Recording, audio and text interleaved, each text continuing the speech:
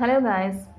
First ஒரு வீடியோவில் நம்ம அயானிக் ரேடியஸ் அப்படின்னா என்னென்னு பார்த்துருப்போம். ஓகேவா? இப்போ அயான்ஸ்னால் என்ன, கேட்டயான் என்ன, ஆனயான், நெக்ஸ்ட் அதோட பீரியட்ஸில் அது எப்படி டிக்ரீஸ் ஆகும், குரூப்ஸில் எப்படி இன்க்ரீஸ் ஆகும்னு பார்க்கலாம். ஓகேவா? இன்றைக்கான வீடியோவில் நம்ம என்ன பார்க்க போகிறோம்னா அயான்ஸ் பற்றி இன்னும் அதிகமான நியூஸஸ் தான் இதில் பார்க்க போகிறோம். இப்போ கேட்டயானில் நெக்ஸ்ட் என்னென்னா சோடியம் எடுத்துக்கிறேன். ஓகேவா? சோடியமோட ஆட்டமோட ஸ்ட்ரக்சர் இதுதான். ஓகேவா? அதில் என்ன இருந்திருக்கும், 11 ப்ரோட்டான்ஸ் இருந்திருக்கும், 11 எலக்ட்ரான்ஸ் இருந்திருக்கும். ஓகேவா? இப்போ ஒரு ஆட்டமாக எடுத்துட்டீங்கன்னா அதோட ஓவரால் சார்ஜ் அப்படின்னு பார்க்கலாம். ஓகேவா? இப்போ ஒரு ஆட்டம். இப்போ ஆட்டம் அப்படின்னு எடுத்துட்டிங்கன்னா இந்த ஓவரால் ஆட்டமுக்கு என்ன சார்ஜ் அப்படின்னு பார்த்தீங்கன்னா 11 ப்ரோட்டான்ஸ் 11 எலக்ட்ரான்ஸ் போயிடுச்சுன்னா 0 சார்ஜ். அப்போ நீங்கள் சோடியம்னு தனியாக எழுதும் போது எந்த ஒரு சார்ஜையும் மென்ஷன் பண்ணணுங்கிற அவசியம் இல்லை. அதே இப்போ நமக்கு அயான்ஸுக்கு எடுத்துக்கிறோம். ஓகேவா? இப்போ அயான்ஸில் பாருங்கள், அந்த லாஸ்ட்டில் இருக்க இந்த ஒரு ஷெல்லில் உள்ள ஒரே ஒரு எலக்ட்ரான் அது கொடுத்துட்டுனா அது நோபல் கேஸஸ் எலக்ட்ரானிக் கான்ஃபிகரேஷனில் வந்துடும். அதாவது ஸ்டேபிளாக மாறிடும். ஸ்டேபிளாக மாறிட்டுனா அது எந்த எலக்ட்ரானையும் யார்ட்டையும் வாங்கணும்னு அவசியம் இல்லை, கொடுக்கணுங்கிறதும் இல்லை. அந்த மாதிரி தான் எல்லா ஆட்டமுமே ஆகணும்னு ஆசைப்படும். ஓகேவா? அப்போ அதுக்கு டிஸ்டர்பாக இருக்குது இந்த ஒரே ஒரு எலக்ட்ரான், அதை வெளியில் கொடுத்துருது. ஓகேவா? அப்போ வெளியில் கொடுத்துட்டுனா எலக்ட்ரான்ஸோட எண்ணிக்கை பார்த்தீங்கன்னா ரொம்பவே கம்மியாயிடும். ஓகேவா? இப்போ கம்மியானோன்னே 11 - 10 அப்படின்னோன்னா எப்படி இருந்துடும், +1 இருக்குது. அதாவது புரோட்டான்களோட எண்ணிக்கை 1 அதிகமாக இருக்குது. இப்போ நம்ம இது அயான்ஸ்க்கு எப்படி நேம் கொடுப்போம் அப்படின்னா Na+ அப்படின்னு நேம் கொடுப்போம். ஓகேவா? இப்போ நெக்ஸ்ட் என்ன பார்க்க போகிறோம்னா ஆனயான். இப்போ ஆனயான் அப்படின்னா மைனஸ். புரியுதா? ஆனயான்னா என்ன, மைனஸ். இப்போ இந்த மைனஸ் அப்படிங்கும்போது நான் குளோரின் எடுத்துக்கிறேன். ஓகேவா? இப்போ குளோரினில் எத்தனை இருக்கும், 17 புரோட்டான்ஸ் இருந்திருக்கும், 17 எலக்ட்ரான்ஸ் இருந்திருக்கும். புரியுதா? அதோட அட்டாமிக் ஸ்ட்ரக்சர் எப்படி இருந்திருக்கும், ஃபஸ்ட்டு ஷெல்லில் 2 எலக்ட்ரான்ஸ் இருந்திருக்கும், செகண்ட் ஷெல்லில் 8 எலக்ட்ரான்ஸ் இருந்திருக்கும், தேர்டு ஷெல்லில் 7 எலக்ட்ரான்ஸ் இருந்திருக்கும். புரியுதா? இது குளோரினோடது. ஓகேவா? ஃபஸ்ட்டு 2, 8, 7 இந்த மாதிரி அது அரேஞ்ச் ஆயிருக்கும். ஓகேவா? ஃபஸ்ட்டு இந்த ஆட்டத்தோட ஓவரால் சார்ஜ் பார்ப்போம். ஓகேவா? அதில் ஈஸி தான். ஓகேவா? 17 - 17னா 0வாக இருக்கும். இப்போ இந்த இடத்துல வந்து அயான்ஸ்க்கு உள்ளது பார்க்குறோம். ஓகேவா? அயான்ஸோட ஓவரால் சார்ஜ் என்னன்னு பார்க்குறோம்.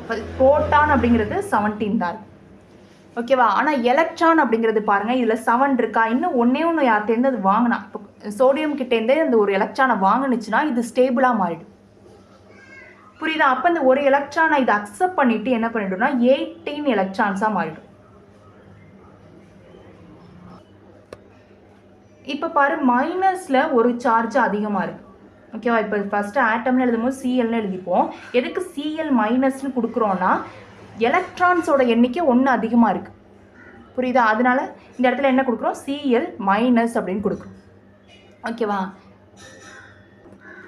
நெக்ஸ்ட்டு இன்னொன்று என்னென்னா, ஒரு மெட்டல் அயானாக இருந்துச்சுன்னா, ஓகேவா, ஒரு மெட்டல் ஆட்டமாக இருந்துச்சுன்னா அது எப்போவுமே எப்படி இருக்கும் அப்படின்னா பாசிட்டிவ் அயானாக இருக்கும். பாசிட்டிவ் அயான்னா கேட்டயானாக இருக்கும். நெக்ஸ்ட்டு நான் மெட்டலாக இருந்துச்சு அப்படின்னா, இதெல்லாம் நமக்கே தெரியணும். ஓகேவா? இப்போ ஒரு நான் மெட்டலாக இருந்துச்சு அப்படின்னா அதெல்லாம் என்னவா இருக்கும் அப்படின்னா நெகட்டிவ் அயானாக இருக்கும்.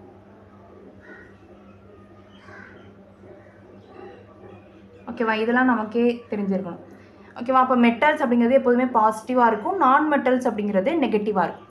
ஓகேவா? இப்போ சில பீரியட்ஸில் பார்த்தீங்கன்னா, சில குரூப்ஸில் பார்த்தீங்கன்னா, ஒரு குரூப் எடுத்துட்டிங்கன்னா அதில் உள்ள எல்லா சார்ஜுமே ஒரே மாதிரி வரும். ஓகேவா? என்னென்ன குரூப் அப்படின்னா, ஓகேவா, இந்த குரூப்பில் உள்ள நம்பர்ஸ்க்கு மட்டும் கூட நம்ம என்ன பண்ணிக்கலாம்னா மெமரி பண்ணிக்கலாம். ஓகேவா? ஃபஸ்ட்டு குரூப் 1, செகண்டு 2, 6, 7 இந்த 4 குரூப்பில் உள்ளதுக்கு மட்டும் ஒரே மாதிரி. ஓகேவா? இப்போ ஃபஸ்ட்டு குரூப் எடுத்துட்டிங்கன்னா, ஓகேவா, இப்போ நான் அந்த 4 குரூப் எடுத்துக்கிறேன். ஓகேவா? இது குரூப் 1, குரூப் 2, குரூப் 6, குரூப் 7. புரியுதா? இப்போ இதில் எந்த ஒரு ஆட்டம் எடுத்துட்டிங்கனாலும் அதுக்கு என்ன சார்ஜ் இருக்குன்னா +1. நான் சொல்கிறது புரியுதா? அப்போனா குரூப் 1 அப்படிங்கிறது என்னென்னா +1 தான். இப்போ வந்து H+, Li+, Na+, அந்த ஆர்டரில் மட்டும்தான் இது வரும். புரியுதா? இப்போ குரூப் 2ன்னு பார்த்தோம்னா 2+ன்னு முடியும். புரியுதா? இப்போ பெர்லியம் அப்படின்னா 4. ஓகேவா? அப்போ லாஸ்ட் ஷெல்லில் 2 எலக்ட்ரான் அதை டொனேட் பண்ணிட்டு அப்படின்னா 2+ன்னு முடியும். ஓகேவா. இப்போ 6th குரூப்பை பார்த்தோம்னா 2 மைனஸ், ஓகேவா, சாரி 2 மைனஸ்னு முடியும். ஓகேவா. இதோட எந்த ஆக்சிஜன் சல்ஃபர் இந்த மாதிரி எந்த ஆட்டம் எடுத்து நம்ம பிரித்தாலுமே அது எப்படி முடியும் அப்படின்னா 2 எலக்ட்ரான்ஸை யார்கிட்டேருந்து வாங்கியிருக்கும். ஓகேவா. இப்போ 7th குரூப்பை என்ன பண்ணோம் அப்படின்னா 1 மைனஸ், ஓகேவா, ஒரு எலக்ட்ரானை யார்கிட்டயாச்சும் வாங்கியிருக்கும். புரியுதா. அப்போ நம்ம அயான்ஸ் அப்படிங்கும்போது 2 ஸ்டேட்மெண்ட் ஞாபகம் வச்சுக்கணும். ஓகேவா. மெட்டல்ஸாக இருந்தால் பாசிட்டிவ், நான் மெட்டலாக இருந்தால் நெகட்டிவாக இருக்கும். நெக்ஸ்ட்டு இந்த 4 குரூப்ஸும் நம்ம மெமரி பண்ணி வச்சுருந்துரும். ஓகேவா. என்னென்னா குரூப் 1, குரூப் 2, குரூப் 6, குரூப் 7. ஓகேவா. குரூப் 1, 2 நமக்கு பிரச்சனை இல்லை. ஓகேவா. அது நமக்கே தெரியும். ஓகேவா. +1 2+ஆக இருந்திருக்கும். புரியுதா. அப்போ இந்த இடத்துலலாம் எப்படி இருந்திருக்கும், 2 மைனஸாக இருந்திருக்கும். 2 எலக்ட்ரான் இது என்ன பண்ணியிருக்கோம், வாங்கி இருந்திருக்கும். இப்போ ஆக்சிஜன்லாம் பார்த்துட்டோன்னா 6 இருக்கும், 2 கொடுத்துச்சுன்னா அது என்ன ஆகிடும், ஸ்டேபிளாக 10ஆக மாறிடும். ஓகேவா. அப்போ அது 2 எலக்ட்ரான் என்ன பண்ணியிருக்குன்னா அடாப்ட் பண்ணியிருக்கும்.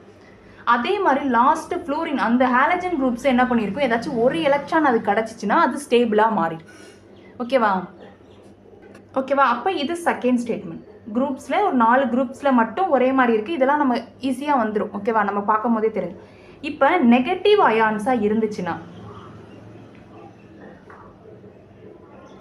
ஓகேவா, இப்போ நம்ம நோட்டு போட்டு எல்லாத்தையும் எழுதுகிறோம் அப்படின்னா, இப்போ நம்ம அழகாக எழுதுகிறோம்னு சொல்லிட்டு ஒரு பக்கமாக எழுதிட்டு இருந்தோம்னு வச்சு, ஓகேவா, திருப்பி பார்க்கும்போது நமக்கு ரொம்ப இவ்வளோது இருக்கான்னு சொல்லிட்டு நம்மளுக்கு படிக்கணுங்கிற எண்ணமே போயிடும்.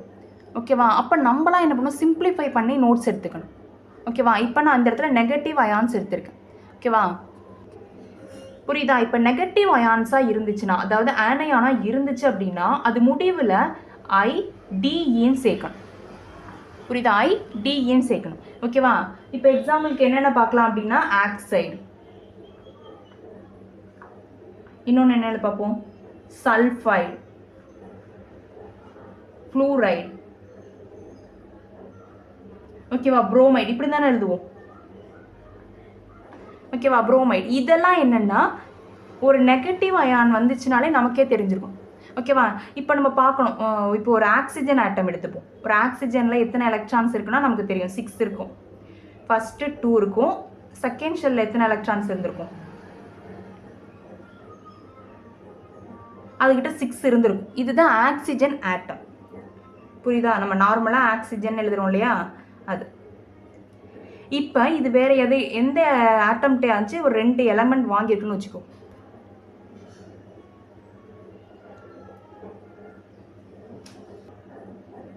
ஒரு 2 எலக்ட்ரானை வாங்குது. ஓகேவா. 2 எலக்ட்ரானை இது வாங்குனுச்சு அப்படின்னா இது ஆக்சைடு அப்படின்னு மாறிடும்.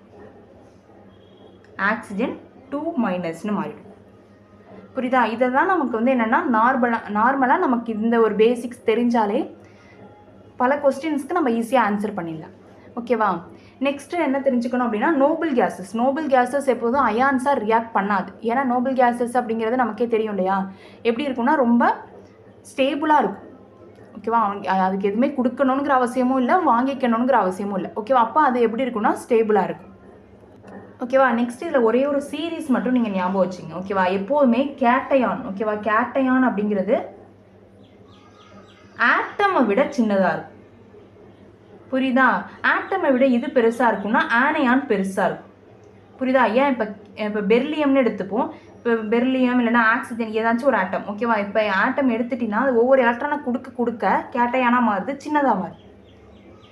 இப்போ அதே ஆட்டத்தை எடுத்துகிட்டு நீ எலக்ட்ரான்ஸை கொடுத்துட்டே இருந்தீங்கன்னா பெருசாக மாறும். ஓகேவா. அப்போ ஆட்டமை விட எது ரொம்ப ஸ்மாலஸ்ட்டாக இருக்குன்னு கேட்டாங்கன்னா கேட்டையான், எது அதிகமாக இருக்குன்னு கேட்டாங்கன்னா ஆனையான். ஓகேவா. இப்போ நம்ம இந்த ஸ்டேட்மெண்ட்லாம் பார்த்தோம் இல்லையா, இதெல்லாம் வந்து நமக்கு கொஞ்சம் கிளியராக பார்த்துருப்போம். ஓகேவா. தேங்க்யூ.